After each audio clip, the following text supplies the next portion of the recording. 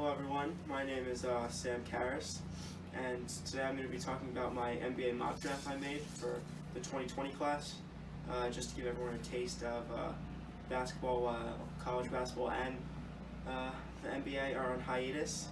And the way I determined the order was just based on who has the worst record, obviously all the way down to 30, who has the best record in the league. I have all the trades that have been made throughout the years leading up to this draft with the picks. So let's get started, and with the number one pick in the 2020 NBA draft, the Golden State Warriors are selecting Anthony Edwards. He's a guard out of Georgia, averaged just under 20 points per game this year with 5 rebounds and 3 assists. Really just a true 3-level scorer.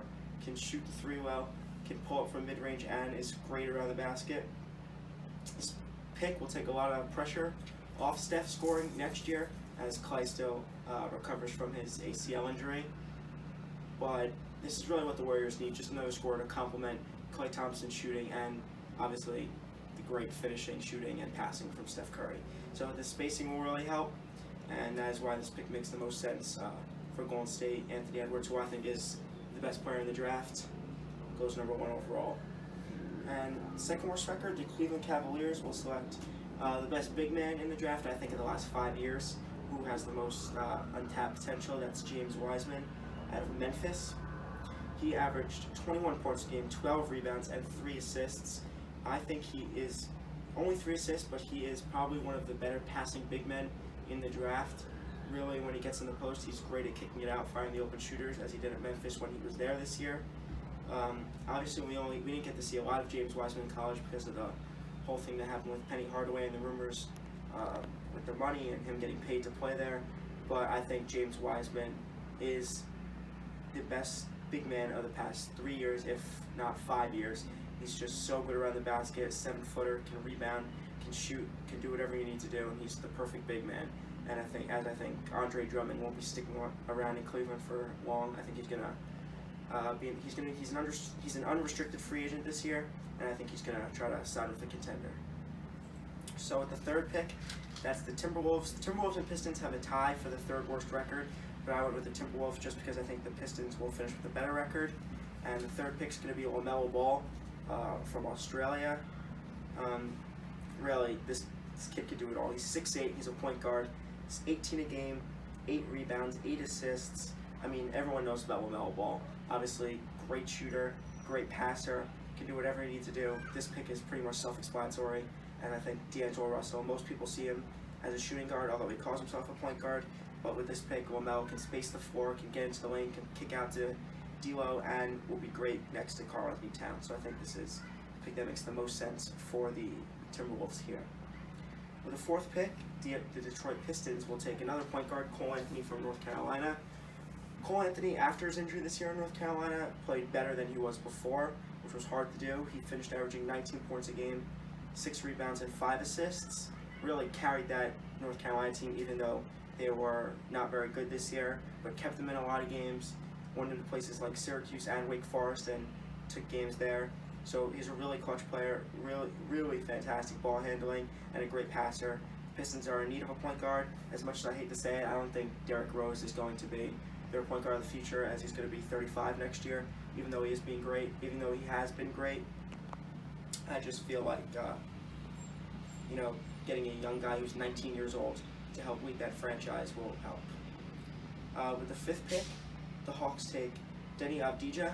He's a forward from Israel. There's our first international player off the board. Finished averaging just under 15 points a game, 8 rebounds, 3 assists. This kid is going to be so good in the NBA. His game already translates to the NBA. If he could have come in last year, he would have, but he's only 19 this year, 19 turning 20 by the time the draft starts on time. Kid can shoot, kid can drive, but he's just a fantastic defender all around, and I really think that this makes the most sense for the Hawks, as they're in need of another scorer besides Trae Young. They just drafted a great wing in Cam Reddish, and Avdija will just make a great wings for the future. With the sixth pick in the draft, we're going to talk about my favorite team, the New York Knicks, who have been a mess these past 5 years, most of the decade, most of my lifespan. But we're finally going to get our point guard of the future here. That's Tyrese Halliburton from Iowa State. Sophomore, averaged 16 points a game, 6 rebounds, 7 assists. this pick really, it was just a no-brainer for the Knicks with already Cole Anthony and LaMelo Ball off the board. They said earlier in the year the 3 point guards they were going to target in the draft were LaMelo, he's off the board to Minnesota. Cole Anthony, he's with Detroit now, and now they get Tyrese with the 6th pick. Third best point guard in the draft, but really going to be a great player. Going to help out the Knicks a lot on defense with his long arms. They already have R.J. Barrett, who's going to be 20 at the time next season starts. He had a great rookie year this year, so I think those 2 guards make a great defensive tandem for the Knicks in the future. Now with the 7th pick, the Bulls are going to take R.J. Hampton. He bypassed college and went to play professional ball in New Zealand, and it was a little bit of a struggle for him, but he really found his footing late in the year. Averaged just 9 points a game, 4 assists, and 3 rebounds, but don't let the numbers fool you. He is really great on defense. He can rebound well for a guard. He had trouble finding playing time the first few games in the year just because of how young he was and not a lot of experience. When you go and play professional basketball anywhere, whether it's New Zealand, whether it's in the NBA, it's obviously going to be an adjustment. So this is why the numbers might not look as great, but if you watch his film, which I did, you can really see he can shoot well, he can get to the basket, he's really tough to guard, and he's going to be a great player in the NBA for the Bulls. He's a shooting guard, really. Doesn't really control the pace of the game, as the Bulls last year just drafted Kobe White from North Carolina, who ended up starting later in the year before the NBA went on pause. But I think these 2 guards will make a nice pair and also get a defensive guard while Kobe White is more focused on the offensive end. Now with the 8th pick in the draft, we're going to Charlotte. The Charlotte Hornets. Michael Jordan and his team are taking Onyeka Onwenu. He's a power forward / center. He's a little small for the center. He's only 6'8", 6'9". He's from USC. He averaged 6 in the game, 10 rebounds, and 1 assist. Just a beast on the boards. Even though he's 6'8", he's so wide, so big, and he can really box out. I think he's a top 3 rebounder in the draft. He's really great around the 10, can really finish. The Hornets need a big guy who can finish, can rebound, can run on the break, get them some easy baskets, and that's what Onyeka is. So this pick really makes perfect sense for them as they sign their big point guard to a $64 million deal. Terry Rozier, they have Devontae Graham, so they have the guard spots locked up. So I think big man pick this year is the right one for them. Now with the 9th pick, the Washington Wizards will take Obi Toppin, power forward from Dayton. I think Obi Toppin, if he came out a few years earlier, if he had this kind of year he did when he was a freshman and a sophomore, he would be a no doubt top 2 pick. He was the National Player of the Year out of all college basketball. From Dayton, he averaged 21 points a game, 9 rebounds, 2 assists. He was absolutely fantastic for Dayton, who would have been a 1 seed this year if March Madness did go on. But he is really fantastic. Power forward, plays like a guard, can dribble the ball, can shoot in the post, can hang out on the perimeter, will just help the Washington Wizards spacing, which is a little crowded up top with Bradley Beal and John Wall. When John Wall gets back, they'll have him running the show. He's going to be 30, so I just think this is a nice young pick for them.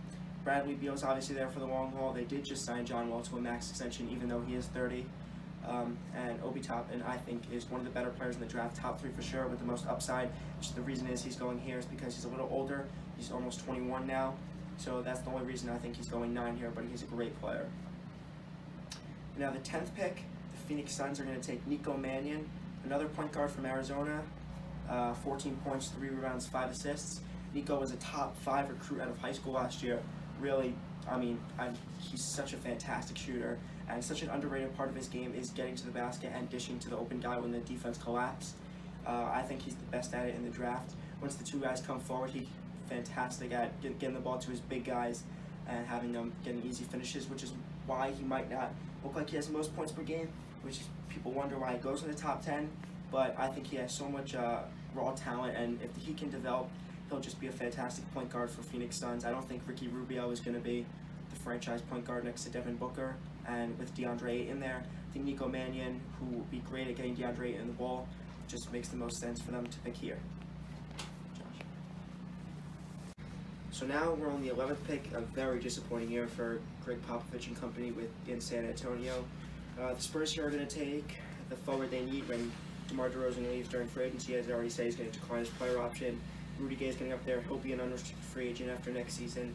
So they're going to take Isaac Okoro from Auburn. He's a small forward or can play power forward for you.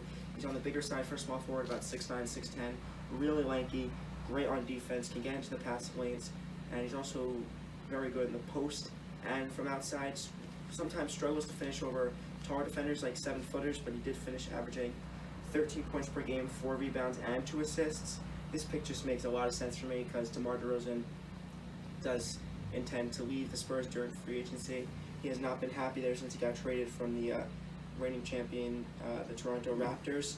So this is why they're going to take their forward of the future when Rudy Gay departs and DeMar DeRozan departs. So that pick just makes too much sense for me for the Spurs not to take. Now we go to the 12th pick. We're in Sacramento. Luke Walton will be a second-year coach, and he'll bring in another freshman that is Tyrese Maxey from Kentucky. Really started out the year great, was averaging 20 points for the first 3 games of the year. Kind of slowed down for that as they got into conference play, but he averaged 14 points a game, 4 rebounds, 3 assists. Can really shoot it. Came off the bench a little bit, but mostly started. He's just going to be a great player. I think, honestly, I wouldn't be surprised to see him be in the G League if he does go in this range for a little bit, just to see if he can sort of develop before he gets ready for pro. Sacramento Kings, Luke Walton, a young coach, going to bring another young guy, going to be 19 when he gets drafted, Tyrese Maxey, shooting guard from Kentucky. Started out the year averaging over 20 points for the first few games, but once they got into conference play, he slowed down a little bit. He finished averaging 14 points, 4 rebounds, and 3 assists. Really good player, really can shoot the 3-ball well. Once again, he struggles when he mostly gets into that like 8 through to the basket range just because of the taller guys. He's only about 6'4", 6'5", so I wouldn't be surprised to see him spend some time in the G League if he does get drafted in this range, just because he has so much raw potential. So I think if he can develop down there, he'll come up for Sacramento. It'll be great next to De'Aaron Fox and Buddy Hield, who they just committed a lot of money to, over $80 million over the course of 4 years. Portland Trail Blazers are going to take Devin Vassell from Florida State. He's a small forward, averaged 13 points per game, 5 rebounds, and 2 assists. Good rebounder, a little small for a small forward, about 6'6", 6'7", but he's big. He can really play in the post. He's one of the reasons why Florida State won the ACC this year with no conference tournaments. But he's a really talented player. Portland is going to need another wing. I don't think Carmelo Anthony is going to sign long term there, and if he does, I wouldn't be surprised to see him come off the bench. I think he'll be great next to CJ McCollum. Dame and CJ McCollum already provide so much scoring. Devin Vassell's great first-team all-defense in the ACC, so he can provide a defensive wing for Portland. Next, 14th pick, it is the New Orleans Pelicans. Obviously, so much hype around the Pelicans for the next coming years. Obviously, Lonzo Ball, Brandon Ingram, they're expected to match any deal. He's a restricted free agent, so he's going to be back with them. Zion Williamson, obviously, Jackson Hayes was a lottery pick last year for them, and now they're going to take Josh Green.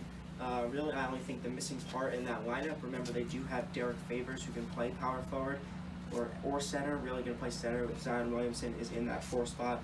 So here's Josh Green out of Arizona.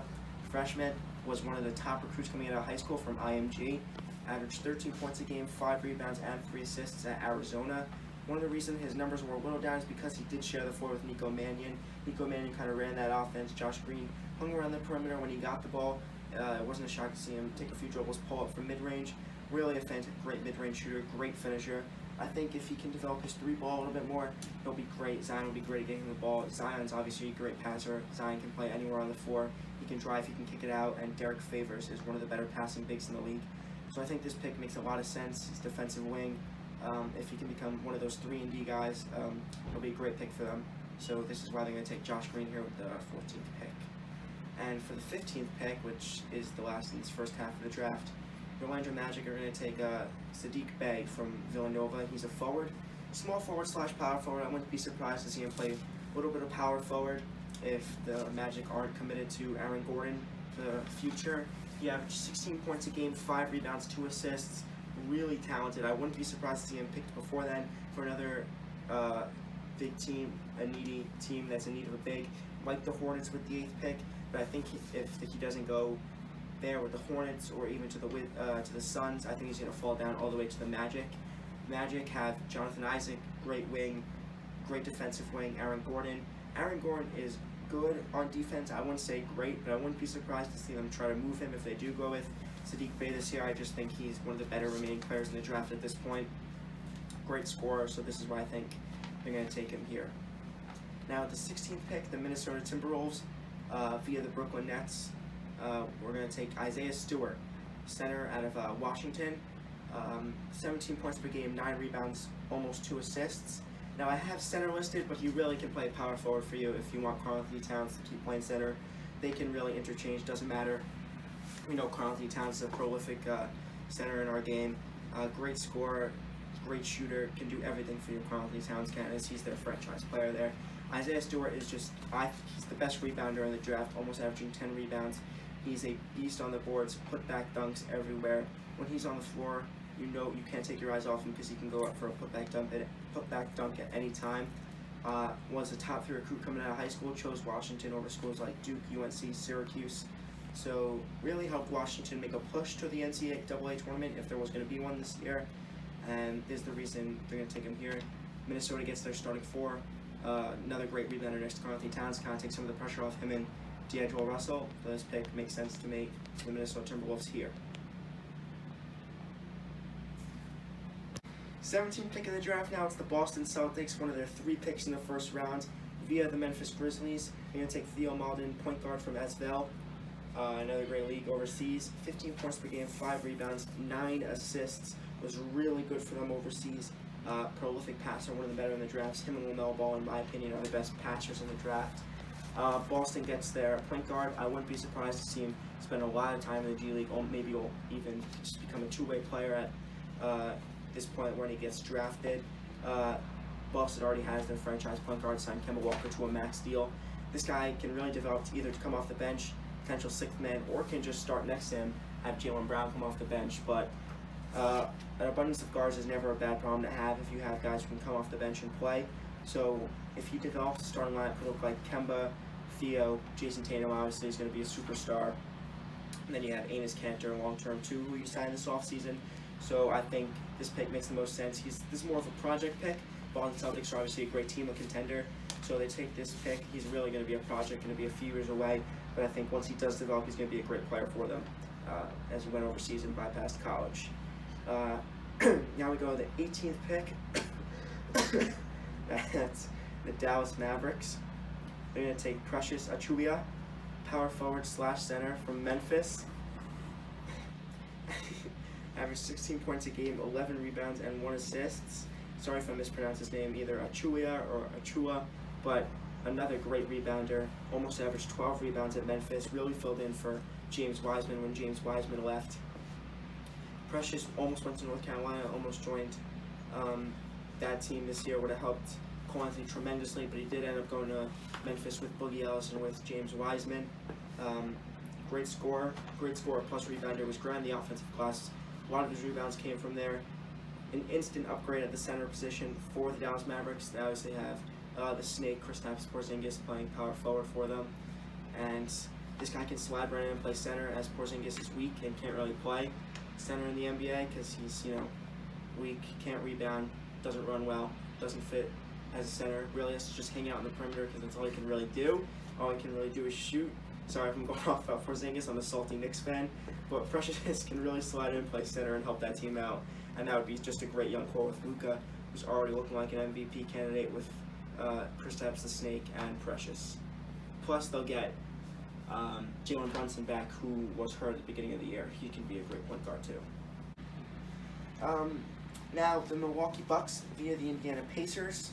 Great team, obviously. They're going to take Jalen Smith, or Sticks, as his nickname is. The people of Maryland call him.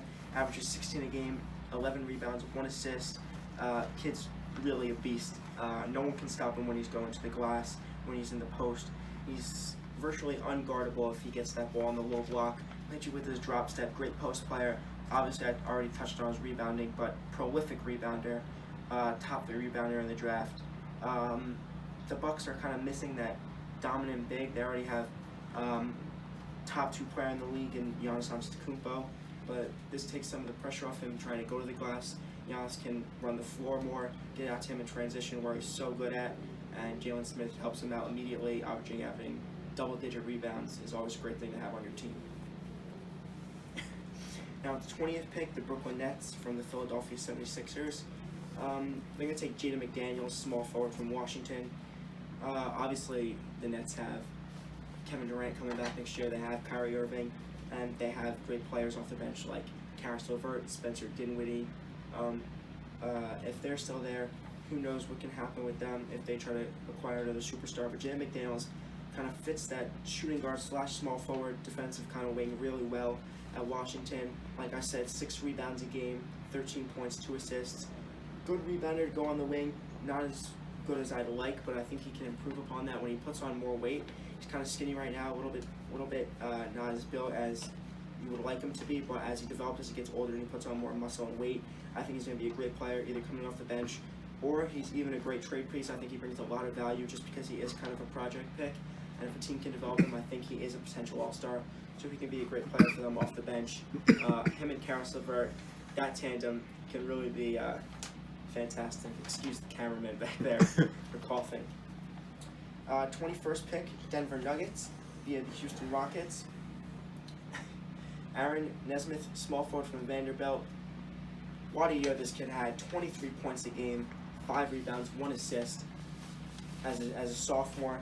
Really led that Vanderbilt team. Vanderbilt plays in a tough conference in the SEC. They're not great at basketball, not a great program, but they are on the rise. And this kid was a big recruit they got. Really developed in that first year. I mean, was great last year, averaging double-digit points too. But now he came back, and just what a great year this kid had. 23 points. The reason I think he's going to go in the 20s is because he did not have the exposure that guys like Denny Avdija did, R.J. Hampton, Obi Toppin, playing, for Vanderbilt, really a smaller school in the SEC. But he's a great player. Denver Nuggets really missing that wing. Besides Gary Harris, who can get to the basket, score for them. He's really a 3-level scorer, like Jamal Murray, like Nikola Jokic. So I think that young tandem of Jamal Murray, that young starting lineup, of Jamal Murray, Aaron Nesmith in the future, Gary Harris, Nikola Jokic, and even Will Barton off the bench, if you want to play small, can be great coming forward. Now, 22nd pick, Philadelphia 76ers via the Oklahoma City Thunder. They're going to take Killian Hayes here, point guard from Ratforium overseas, 12 points per game, 3 rebounds, 6 assists. Had a good year as a young kid, 18, but will be 19 by the time he gets drafted. Had a good year, obviously, like I said before with R.J. Hampton. It's going to take a little bit for a kid going right from high school, bypassing college, to go overseas and play for a professional ball club, even wherever it is. But Philadelphia 76ers need a lot of help with their spacing. Ben Simmons, he's been playing point guard for them, but I'm not a Ben Simmons lover, as a lot of people are. I think he's more of a 3, probably a 4. And Joel Embiid likes to hang around the perimeter for some reason. I don't know why. I don't think he's that good of a shooter. But that team is in desperate need of shooting. Obviously, Ben Simmons can't shoot for his life, and Joel Embiid's not that great too. So Killian Hayes provides really good passing and good 3-point shooting. Shot almost 41% from 3 this year overseas. So this will just help 76ers with their spacing, their shooting. Even if he comes off the bench or develops in the G League a little bit, I think he could be an instant help to this team, help them try to push them over the edge and win that championship they've been trying to get at for a few years now. Now, right here, the Miami Heat are going to take another very talented freshman, Vernon Carey Jr. from Duke. Power forward / center. I see him playing more power forward in the NBA. I think his game translates better there. 18 points per game, 9 rebounds, 1 assist. Was prolific at Duke this year. I see him playing power forward in the NBA just because he's a little short to play center in the NBA. More like 6'9", 6'10". Most of the centers are going to be 7'1", 7'2", except for softer Porzingis. He's going to be the only 7'3" guy you don't see playing center because he's soft, like I said before. Vernon Carey Jr., great rebounder, great in the post. He can pick and pop with that little mid-range. If he can develop a little bit of a 3-point jump shot, even shoot 30% from there, make even 30, 25 a year, he can be a huge help to the Miami Heat, who have been a really surprising team this year. Jimmy Butler, they signed to a max deal, got him from a sign and trade from Philly. But if it's Jimmy Butler, Kendrick Nunn's a great rookie they have. Goran Dragic is going to be a free agent after year. They do have interest in bringing him back to come off the bench. Tyler Herro was a lottery pick last year, so he's just another young guy to surround Jimmy Butler with, Jimmy Butler's been playing at just an all-star caliber level the whole season, and Miami Heat have been a nice surprise to their fans, so Vernon Carey Jr. just makes the most sense here. They get a nice big, they do have Duncan Robinson, who has been playing a little bit of power forward this year, starting for them, sharpshooter. Reminds me of Steve Novak, but I think Vernon Carey can come in and kind of fill that role and move Duncan to the bench. So now the Utah Jazz, 24th pick, are going to take Patrick Williams, power forward from Florida State, a freshman. Struggled a little bit to find his footing in the beginning of the year.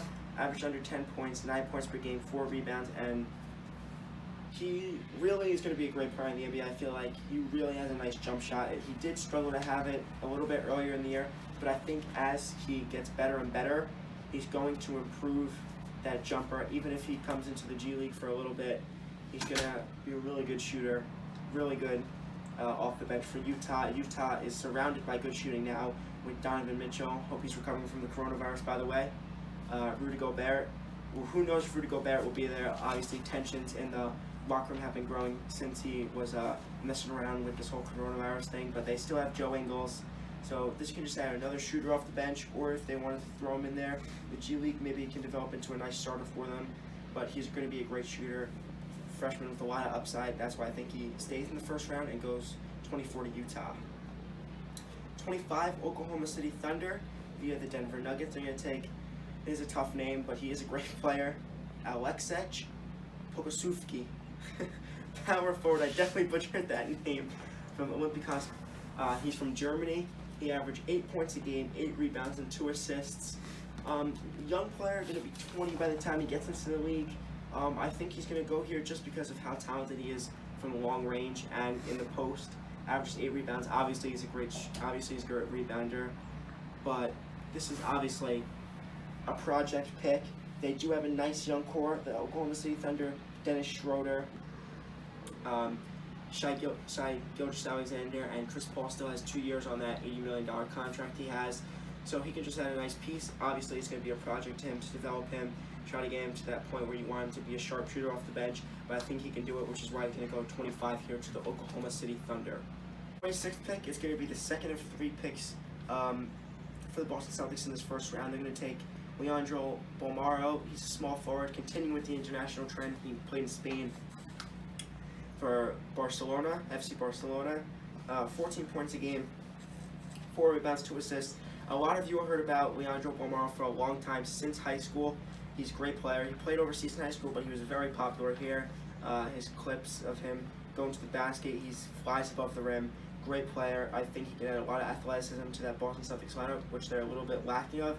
Obviously, Jason Tatum is a great player. Not the most explosive. Kemba Walker is great from downtown. He's gonna be their franchise point guard. But I think Leandro Bolmaro really adds a nice element of athleticism on the defensive end, rebounding, and getting to the basket, which the Celtics are a little bit lacking right now. That could really push him over the edge, contend for a title with Milwaukee and the LA teams. 27th pick, back to my favorite team, the New York Knicks. This one's via the Los Angeles Clippers, which they got in the deal for Marcus Morris. And we're going to take Xavier Tillman here. I went back and forth in my head whether the Knicks will take Xavier Tillman or Trey Jones, another point guard. But we did go with the defensive point guard, Tyrese Halliburton, with the 6th pick. So we're going to take a big man who we need to shoot, Michigan State, power forward, 14 points a game, 10 rebounds. He's a double-double guy, good at passing out of the post, good from downtown. I think this pick makes too much sense to pass up on. Xavier Tillman can really come in right away and get valuable minutes. The Knicks are really lacking shooting. Wayne Ellington has been their primary source of shooting this year, which you never want to see. He's a washed bum, so no offense, Wayne, if you're watching this, but you know your time has passed. So that's why this pick makes sense to me for the Knicks. Get a shooter off the bench. He's a big guy who can rebound, get out in transition, and that's why they're going to take Xavier Tillman here with the 27th pick. 28th pick is where I have created my own little trade that the Orlando Magic are going to make with Toronto. Toronto actually owns this pick in real life, but I think the Orlando Magic would give up a 2022 first-round pick to grab their point guard for the future. That's Trey Jones from Duke. Fantastic on the defensive end, 16 points a game, 7 assists, and as nice rebounding, 4 rebounds a game when he's on the shorter side. Really scrappy, and I know they do have Markelle Fultz, who they traded for last year at the deadline, but Markelle Fultz is going to be an unrestricted free agent. I don't know if he wants to stay there. He is getting a nice opportunity there, has started some games, has come off the bench for a little bit.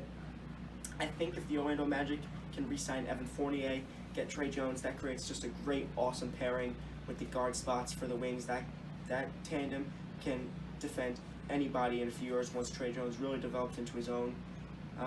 So this pick just makes a lot of sense for me. Trey Jones. Markelle Fultz has been great, but I do think he can come off the bench for you and provide a little bit of a spark off the bench. So now 29th pick, the Los Angeles Lakers. They're going to take their point guard as they're been running Avery Bradley as point guard this whole year. Avery Bradley's a good player, not really a point guard in my opinion. They obviously have LeBron, who in my opinion is the best passer of all time, and Anthony Davis. They're going to take Kira Lewis Jr., sophomore from Alabama. Averaged 20 points a game, 5 rebounds, 5 assists. Great player for Alabama. Really helped them kind of get into that NCAA tournament talk. Really helped run that offense, controlled the pace of the game. If you watch any of the games, he really slowed things down when they need to be slowed down, sped things up really fast. Reminded me a lot of De'Aaron Fox in Sacramento. I think they play a lot alike. I think Kira Lewis can develop into a great player and that franchise point guard the Los Angeles Lakers need. And the final pick in my mock draft, the NBA mock draft I created for you guys, Boston Celtics again via the Milwaukee Bucks. This is their 3rd pick in the 1st round, the Boston Celtics. And I went back and forth in my head whether it was going to be Elijah Hughes from Syracuse, who just declared for the NBA draft, or Jordan Nwora from Louisville. I went with Jordan Nwora from Louisville just because I think his game translates a little bit better to the NBA, and he's had more experience in college. 18 points a game, 8 rebounds, and 1 assist. Elijah Hughes is a great player, but I think he does need a little more time to develop. With the Boston Celtics are in win-now mode, and I think Jordan Nwora can provide really nice scoring off the bench. Did it at Louisville, was an ACC Player of the Year. Obviously, you see he can score by averaging 19 points and can rebound for you. 3-level scorer, can shoot the 3. Not a lot of mid-range, but we've seen him do it in the ACC. Has had great games against Duke and UNC, the really elite talent in college basketball. So I think this pick makes sense for a win-now team for the Boston Celtics, other than taking a guy like Elijah Hughes, who's a little bit more of a project who you would need some more to develop. So that is my mock draft. Thank you guys so much for watching. This did take a lot of time, so I appreciate everyone who made it to the end. And everyone stay safe and have a great day.